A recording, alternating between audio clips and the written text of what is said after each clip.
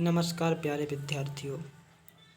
अगर आप कक्षा 10वीं का मैथ पढ़ना चाहते हैं तो हमारे चैनल को सब्सक्राइब कर लीजिए और हमसे जुड़ जाइए, क्योंकि आज 16 अगस्त से हम मैथ्स को शुरू करने वाले हैं और तकरीबन 6 से 7 महीने में हम पूरा मैथ कंप्लीट कर लेंगे। तो हमसे जुड़ जाइए और हम बहुत ही आसानी से और सरल तरीके से मैथ को पढ़ेंगे। चलिए तो हम शुरू करते हैं आज पहला चैप्टर, जिसका नाम है वास्तविक संख्याएं। वास्तविक संख्या यानी कि रियल नंबर्स। क्या होती हैं वास्तविक संख्याएं? इनको जानने के लिए पहले हम कक्षा 9वीं की कुछ बातें जान लेते हैं, जो कि हमने क्लास 9th में पढ़ी थी। देखिए, हमने कक्षा 9th में पढ़ा था कि प्राकृतिक संख्याएं क्या होती हैं। प्राकृतिक संख्याएं तो ऐसी संख्याएं जो 1, 2, 3, 4, 5, 6, 7, 8, 9, 10, 11, 12, 13, 14 एंड सो ऑन इनफिनाइट। ऐसी संख्याएं जो एक से शुरू होकर अनंत तक जाती हैं प्राकृतिक संख्याएं कहलाती हैं। और उसके बाद हमने पढ़ी थी पूर्ण संख्याएं। पूर्ण संख्या क्या होती हैं? जिन्हें हम होल नंबर कहते हैं और इसे W से डिनोट करते हैं। होल नंबर क्या होते हैं? तो ऐसी संख्याएं या ऐसे नंबर्स जो 0 से शुरू होकर अनंत तक जाती हैं पूर्ण संख्याएं या होल नंबर कहलाते हैं। उसके बाद हमने पढ़ी थी पूर्णांक संख्याएं। तो पूर्णांक संख्या क्या होती हैं? इंटीजर्स नंबर्स क्या होते हैं? तो ऐसे नंबर्स जो माइनस अनंत से शुरू हो और प्लस अनंत तक जाएं। ऐसी संख्याएं जो माइनस अनंत से शुरू होकर प्लस अनंत तक जाएं वो कहलाते हैं पूर्णांक संख्याएं। उसके बाद पढ़ा था हमने परिमेय संख्याएं यानी कि रेशनल नंबर। ऐसे नंबर जो P/Q के रूप में लिखे हों या लिखे जा सकते हों, जैसे, और Q बराबर नहीं होना चाहिए 0। क्यों नहीं होना चाहिए? क्योंकि 0 का अगर आप किसी भी संख्या में भाग देंगे तो वो अपरिभाषित हो जाएगी, यानी कि इनफिनाइट हो जाएगी। इसलिए किसी भी संख्या में हम 0 का भाग नहीं देते, इसलिए हमें Q बराबर 0 नहीं रखना। ऐसी संख्या जो P/Q के रूप में हो वो परिमेय संख्या या रेशनल नंबर कहलाएगी। जैसे 1/2, 3/5, 6/7, माइनस का 6 भी होगा, क्योंकि इसके बटे हम 1 मान सकते, इसको भी हमने P/Q के रूप में बना दिया। तो सारी संख्या, चाहे वो ऋणात्मक पूर्णांक हो, धनात्मक पूर्णांक हो, जो 0 से माइनस की तरफ बढ़ती है वो ऋणात्मक पूर्णांक कहलाते हैं। जो 0 से प्लस की तरफ बढ़ती हैं वो संख्या धनात्मक पूर्णांक कहलाती हैं। कोई सी भी संख्या वो सभी क्या होती हैं? परिमेय संख्या, जिन्हें P/Q के रूप में लिखा जा सकता हो या जो P/Q के रूप में लिखी हो। उसके बाद हमने पढ़ी थी अपरिमेय संख्याएं। तो ऐसी संख्याएं जो P/Q के रूप में ना लिखी हो, ऐसी संख्याएं जो P/Q के रूप में नहीं लिखी जा सकती, जैसे √2। इसको नहीं लिख सकते क्योंकि जब हम इसको खोलेंगे तो 1.2, 3, 4, 5 एंड सो ऑन ऐसा कुछ आएगा, जिसे हम P/Q के रूप में नहीं लिख सकते। ये सारी संख्या हमने क्यों पढ़ी? क्योंकि हमें इनकी ज़रूरत थी। अब इससे आगे देखिए, हमें पढ़नी है वास्तविक संख्याएँ। देखिए, वास्तविक संख्या क्या होती हैं? वास्तविक संख्याएँ वे संख्याएँ होती हैं, ऐसी संख्याएँ जो प्राकृतिक, पूर्ण, पूर्णांक, परिमेय, अपरिमेय सब कुछ हैं। मतलब कोई भी नंबर मिल जाए वो क्या होगा? हमारा वास्तविक संख्या होगी, चाहे वो -2 हो, √5 हो, √2 हो, कुछ भी हो। ये सब संख्या क्या कहलाती हैं? 1/2 हो, पॉइंट में 3 हो, ये सारी संख्या हमारी वास्तविक संख्या। मतलब कोई भी अंक अगर लिखा है, चाहे वो रूट में हो या ना हो, वो हर एक संख्या वास्तविक संख्या होती है। यानी हर एक नंबर एक रियल नंबर्स होता है। हमें पढ़ना है 10th क्लास में यूक्लिड विभाजन प्रमेय का। मोस्ट इम्पोर्टेंट है, इसी से क्वेश्चन बनते हैं और पिछले एग्जाम में आए भी हैं। तो हमें पढ़ना है क्या? यूक्लिड विभाजन प्रमेय का। क्या होती है यूक्लिड विभाजन प्रमेय का? इसको समझते हैं। देखिए, यूक्लिड विभाजन प्रमेय का को समझने के लिए हमने दो पूर्णांक, दो नंबर लिए। कौन? 5 और 21। 5 और 21। हम देख रहे हैं कि 5 छोटा है 21 से, यानी कि 5 लेस देन 21। 5 छोटा है 21 से। जिस तरफ इसका ये मुंह बंद रहता है वो संख्या छोटी होती है और जिस तरफ इसका मुँह खुला होता है वो संख्या बड़ी होती है। तो हमने लिखा कि 5 छोटा है 21 से। अब छोटी वाली संख्या का बड़ी वाली संख्या में हमने भाग दिया, 5 का भाग दिया 21 में, तो कितना आया 5 चौके 20, रिमाइंडर यानी शेषफल बच गया 1। तो क्या मैं लिख सकता हूँ कि 21 बराबर है 5 गुना 4 प्लस 1 के। 21 बराबर 5 चौके 20 और 1 21, यानी कि ये स्थिति बराबर है। देखिए ये क्या है, जिससे हम भाग देते हैं वो कहलाता है भाजक, जो जितने बार भाग जाता है वो कहलाता है भागफल, जो बचता है वो कहलाता है शेषफल, और जिसमें भाग दिया जाता है वो होता है भाज्य। यानी कि हमारा भाज्य बराबर है भाजक इंटू भागफल प्लस शेषफल। चलिए एक दूसरी संख्या और लेते हैं। हमने एक संख्या और ली, 2 पूर्णांक और लिए, 6 और 20। इसमें छोटा कौन सा है, 6 लेस देन 20, यानी कि 6 छोटा है किससे, 20 से। तो 6 का भाग दिया 20 में हमने, 6 का भाग जब 20 में दिया तो कितना हमारा भागफल आया 3 और भाजक आया शेषफल आया 2। भाजक कितना है 6। तो क्या मैं लिख सकता हूँ 20 बराबर होगा 6 इंटू 3 प्लस 2, 6 3 18 2 20, यानी कि इसके बराबर है। मैं ऐसा लिख सकता हूँ। इसी प्रकार हमने अब संख्याओं को देखा कि भाज्य हमेशा भाजक और भागफल का गुणनफल प्लस शेषफल के बराबर होता है। भाज्य हमेशा ही भाजक और भागफल का गुणनफल प्लस शेषफल के बराबर आ रहा है। तो देखिए अब हमने 2 पूर्णांक ले लिए, इस बार a और b। हमने माना कि b छोटा है a से, जो छोटा होता है उसका बड़ी वाली संख्या में भाग देते हैं। हमने b का भाग दिया किसमें, a में, तो हमारा भागफल आया q। जी कोई नंबर तो है नहीं, ये तो अचर राशि है, इसलिए हमने मान लिया कि हमारा भागफल कुछ आएगा q और हमारा रिमाइंडर आएगा r।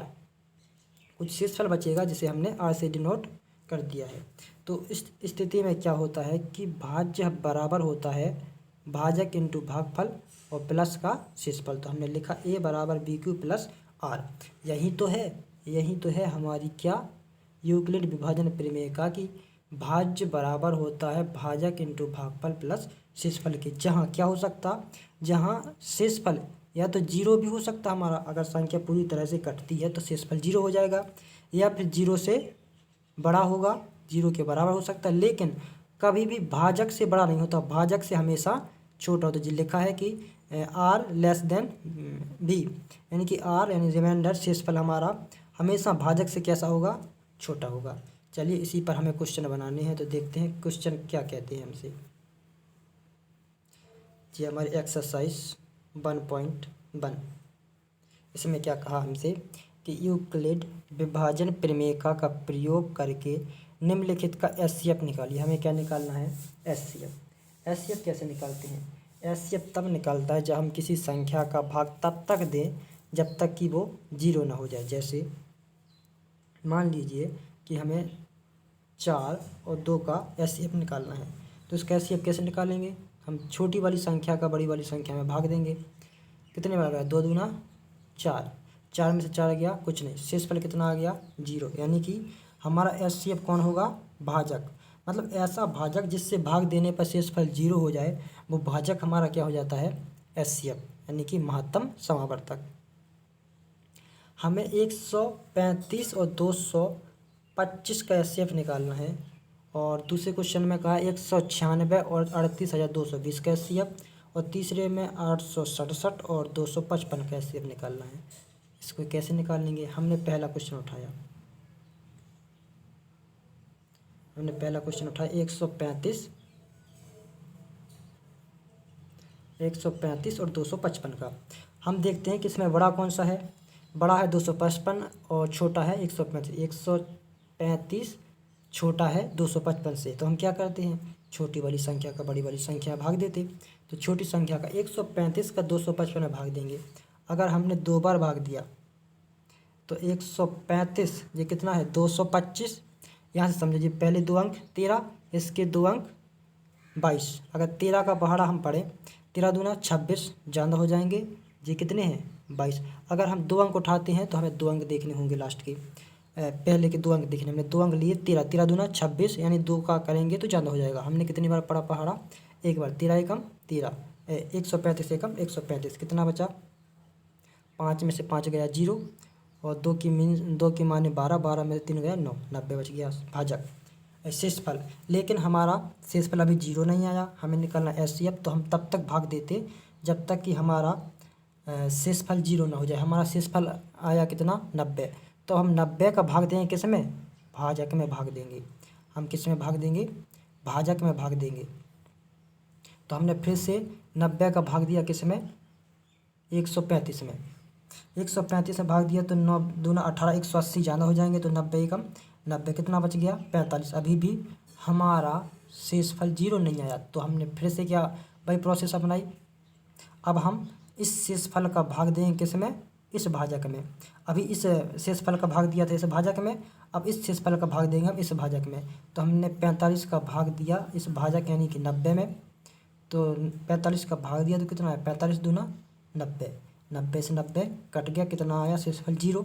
अब लगाइए इसमें यूक्लिड विभाजन प्रमेय का। यूक्लिड विभाजन प्रमेय का क्या है, ए बराबर बी क्यू प्लस आर, यानी कि भाज्य ए यहाँ पर क्या है, भाज्य, बी क्या है, भाजक, और सी क्या, आर क्या है, शेषफल। देखो ए क्या है, भाज्य जो बीच में होता है, बी क्या होता है, भाजक जिसका भाग दिया जाता है, क्यू क्या होता है, भागफल, और आर क्या होता है, शेषफल। देखिए तो ए बराबर एक जगह पे कौन सा है, कौन है, 225। 225 बराबर होगा 135 इंटू 1, यानी कि भाज्य बराबर भाजक इंटू भागफल प्लस शेषफल कितना आया था, 90। तो हमने लिखा 90। यहाँ पर आर बराबर नहीं 0, यानी कि शेषफल हमारा 0 नहीं आया। फिर दूसरी बार में हमारा भाज्य कौन बना, भाजक। दूसरी बार में क्या बनता, भाजक ही तो बनता। तो 135 में हमने भागफल शेषफल यानी कि 90 से भाग दिया, तो कितना है, 35 से 90 एकम 90, कितना 45 बचा। तो दूसरी बार में अभी हमारा शेषफल 0 नहीं आया, शेषफल आया 45, आर बराबर नहीं है 0। तीसरी बार में हमने 45 का भाग दिया 90 वाले भाजक में। तो हर एक भागफल शेषफल अगले वाले के लिए क्या हो जाता है, भाज्य हो जाता है, अगले वाले शेषफल के लिए भाज्य बन जाता है। इस स्थिति में 45 का भाग दिया हमने 90 में, तो 45 दूना 90, हमारा शेषफल कितना आ गया, 0।